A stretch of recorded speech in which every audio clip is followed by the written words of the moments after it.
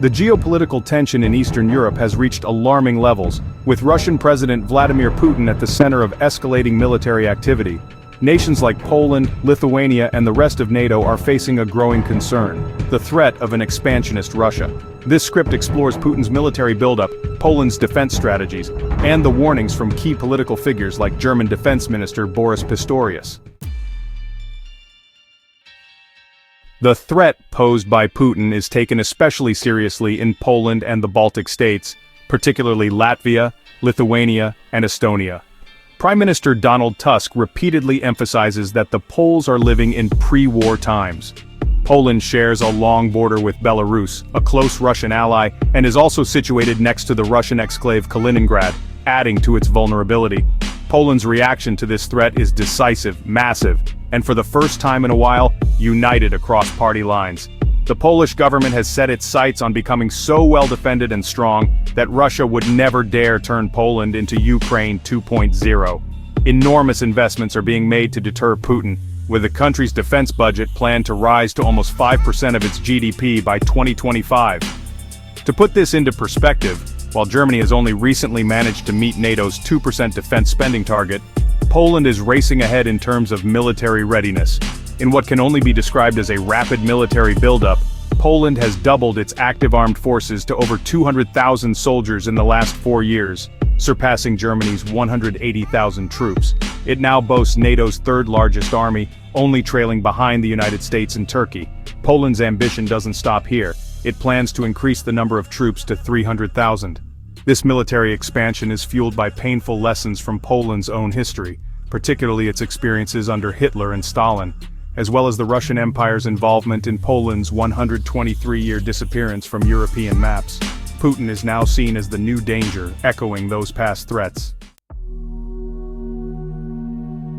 One of Poland's most ambitious defense projects is the creation of an Eastern Shield, a military mega-project aimed at securing the country's 700-kilometer-long eastern border. This shield will protect Poland from threats originating from Belarus and Kaliningrad, regions where Russian influence is strong. By 2028, Poland aims to have this shield fully operational, with a focus on deterring drones, tanks, and even hybrid warfare tactics, like the weaponization of migrant flows.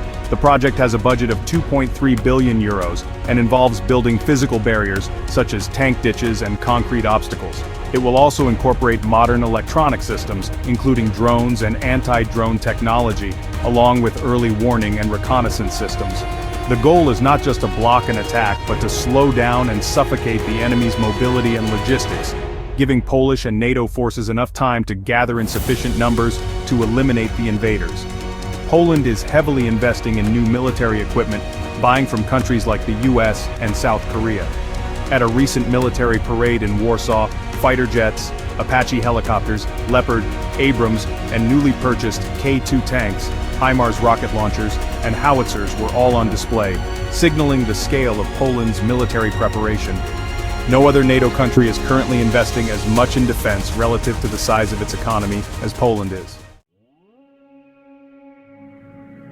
Part 3. The Kremlin's escalating military budget. Meanwhile, Russia shows no signs of slowing down its aggressive military buildup. Vladimir Putin remains fully committed to his offensive war in Ukraine, increasing the Russian military budget despite economic sanctions and internal pressure. The Kremlin's new budget draft, set for 2025 to 2027, includes defense spending that will rise to approximately 13.2 trillion rubles, equivalent to around 126 billion euros. This represents a significant increase compared to the previous year's budget, showing just how much Putin is investing in his war effort. Despite the devastating losses in Ukraine, including the destruction of around 3,400 Russian combat vehicles, Putin's military strategy presses on. To finance this war, higher taxes will be levied on the Russian population, and companies will also face increased taxation. Economists warn that once the war ends, Russia's economy may face severe consequences, with some predicting a possible recession. However, the war effort is currently propping up the Russian economy through large-scale government spending. Putin's regime has also repeatedly increased troop numbers. In September, Putin announced plans to expand the Russian military for the third time since the invasion of Ukraine began. By December, Russia's military will have grown to 2.389 million members, including 1.5 million soldiers. up from just over 1 million at the start of the war. This relentless military expansion highlights Putin's broader ambitions and his desire to reshape the region. Part 4. Pistorius' warning, a call to defend Western democracy. Germany too is acutely aware of the growing threat posed by Putin. Defense Minister Boris Pistorius has recently sounded the alarm, warning that Russia is dramatically ramping up its weapons production and strengthening its armed forces. Pistorius emphasizes that Ukraine may just be the beginning, and the West must remain vigilant. Ukraine was a wake-up call, perhaps the last one we get, Pistorius warned in a speech to the Lithuanian parliament. Germany is taking steps to bolster its own defense, planning to establish a brigade of nearly 5,000 German soldiers in Lithuania by 2027 to protect NATO's eastern flank. This commitment underscores Germany's recognition of the increasing threat from Russia.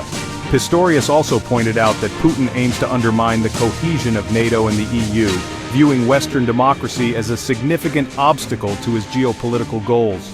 While Chancellor Scholz continues to insist that German weapons will not be used on Russian soil, the tension between Russia and the West continues to escalate. Germany remains steadfast in its support for Ukraine, seeing this conflict as not only a national interest, but also a personal priority for Defense Minister Pistorius.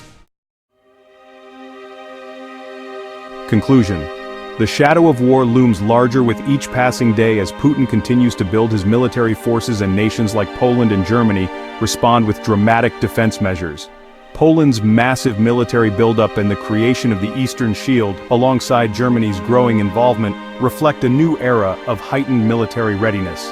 With Putin's ambitions showing no sign of slowing, the West faces one of its greatest challenges yet.